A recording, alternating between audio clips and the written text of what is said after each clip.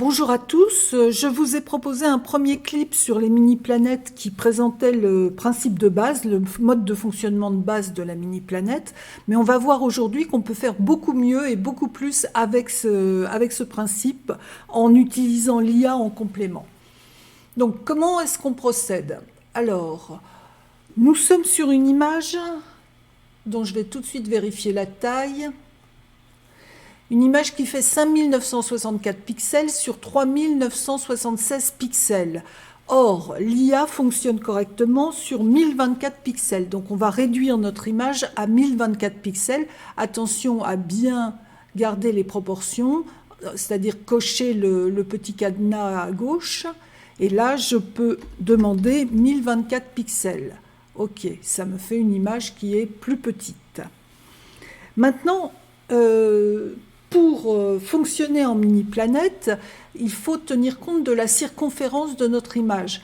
Donc, comme on a 1024 pixels de diamètre, de hauteur, donc qui va devenir le diamètre, on va avoir besoin de 1024 multiplié par pi en largeur d'image. Alors, je ne vais pas vous faire le calcul, retenez que ça fait 3217 pixels.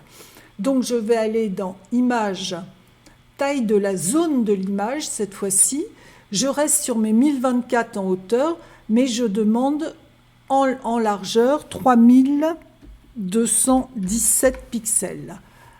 Voilà, ça me crée des zones blanches de chaque côté de mon image, très bien. Et on est sûr d'être sur la taille idéale. Notez que j'ai laissé le point blanc au milieu, dans la demande de la zone de travail. Maintenant, je vais prendre mon outil rectangle de sélection. Alors, classiquement, il est mis en style normal. Là, on va lui demander un style taille fixe de 1024 pixels sur 1024 pixels. Et je fais un clic sur ma zone blanche. Voilà. Et là, je vais utiliser l'IA. Je vais demander un remplissage génératif sans prompt. Et on va voir ce qu'il me propose. Donc je le laisse travailler comme d'habitude. Ce n'est pas très très long. Il va me faire 3 propositions. Alors là, aucune des 3 propositions ne me satisfait parce qu'elles ne remplissent pas complètement ma zone blanche. Donc je vais recommencer. Et là, pareil, j'ai...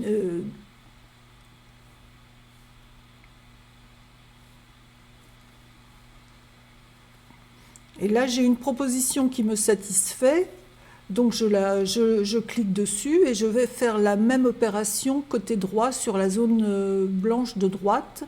Donc je fais un clic, je demande un remplissage génératif sans prompt. Ça me paraît très bien. Je vais aplatir mon image. Donc je clique droit dans le calque du dessus et je demande aplatir l'image. Voilà, je n'ai plus qu'une seule image. Et je vais utiliser un nouveau filtre qui s'appelle le filtre divers translation. Et là, il me propose 1726 en horizontal, ce qui est assez satisfaisant puisque ça crée une coupure justement à l'endroit où j'étais gênée. Mais je peux très bien, en fonction de mon image, décider de mettre ma coupure ailleurs.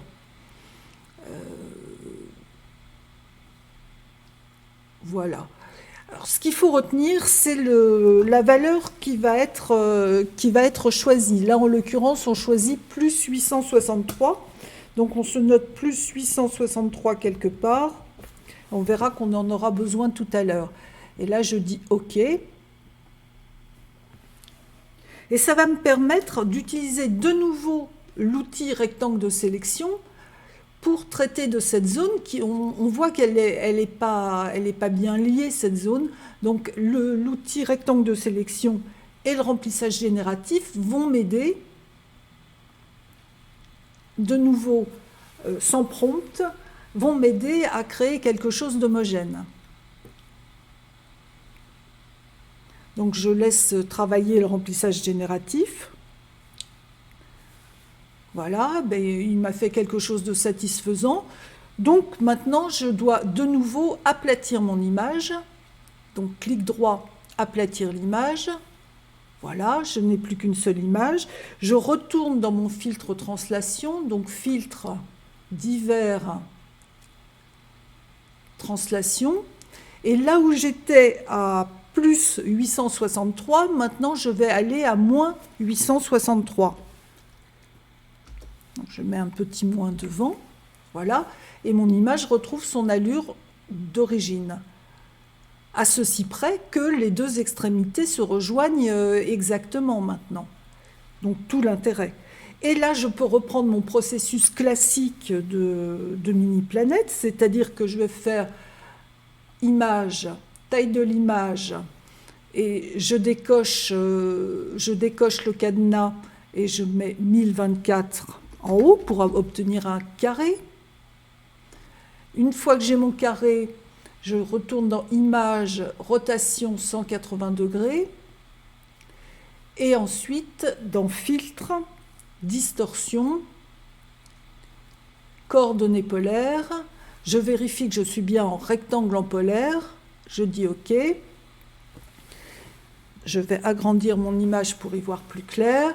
Là, je retourne dans image, rotation pour remettre le Taj Mahal à l'endroit, 180 degrés, parfait. Il me reste, si je veux revenir sur le même principe que le premier clip, il me reste à rajouter mes petits oiseaux à cet endroit-là. Et mon image est tout à fait finie. À ceci près que je peux peut-être rétrécir mon image. Alors si je veux la réduire, je vais évidemment dans le recadrage, je vais faire Shift-Alt pour qu'elle se réduise en partant du centre. Voilà, comme ça je suis sûre que ça ne bouge pas. Et j'obtiens mon image finale. Donc, utilisation du filtre translation qui va nous aider à rejointoyer correctement nos deux bouts, ben, ça facilite grandement les choses puisqu'on voit qu'ici, il n'y a aucune rupture au niveau du ciel, par exemple, et encore moins au niveau de l'image. Tout est totalement intégré. Voilà pour ce travail sur les mini-planètes avancées. Je vous remercie de votre écoute. Si vous avez aimé, n'oubliez pas le pouce qui facilite mon travail et surtout me fait plaisir. Et je vous dis à bientôt.